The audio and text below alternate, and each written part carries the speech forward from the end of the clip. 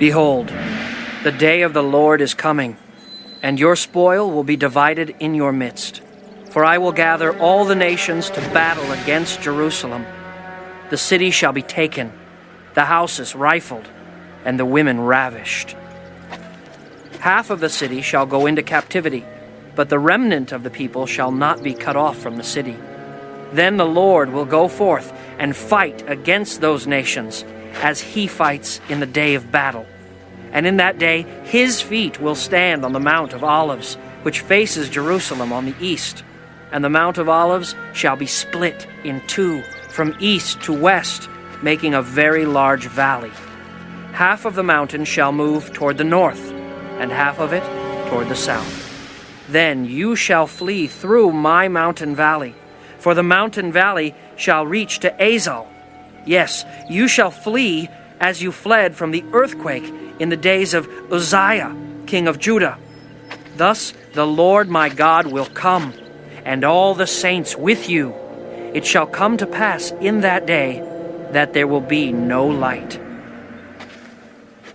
The lights will diminish.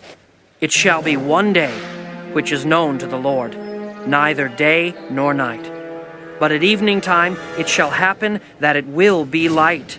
And in that day it shall be that living waters shall flow from Jerusalem, half of them toward the eastern sea, and half of them toward the western sea.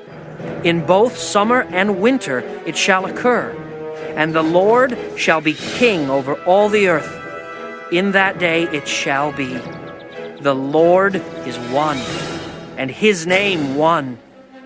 All the land shall be turned into a plain, from Geba to Rimmon, south of Jerusalem. Jerusalem shall be raised up and inhabited in her place, from Benjamin's gate to the place of the first gate and the corner gate, and from the tower of Hananel to the king's wine presses. The people shall dwell in it. And no longer shall there be utter destruction, but Jerusalem shall be safely inhabited. And this shall be the plague with which the Lord will strike all the people who fought against Jerusalem.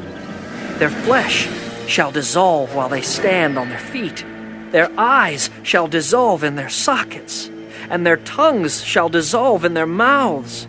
It shall come to pass in that day that a great panic from the Lord will be among them. Everyone will seize the hand of his neighbor and raise his hand against his neighbor's hand. Judah also will fight at Jerusalem, and the wealth of all the surrounding nations shall be gathered together, gold, silver, and apparel in great abundance. Such also shall be the plague on the horse and the mule, on the camel and the donkey, and on all the cattle that will be in those camps. So shall this plague be. And it shall come to pass that everyone who is left of all the nations which came against Jerusalem shall go up from year to year to worship the King, the Lord of hosts, and to keep the Feast of Tabernacles. And it shall be that whichever of the families of the earth do not come up to Jerusalem to worship the King, the Lord of hosts, on them there will be no rain.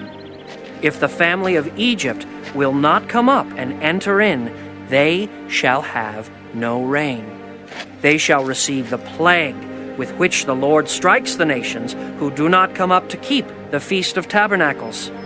This shall be the punishment of Egypt, and the punishment of all the nations that do not come up to keep the Feast of Tabernacles. In that day, holiness to the Lord shall be engraved on the bells of the horses.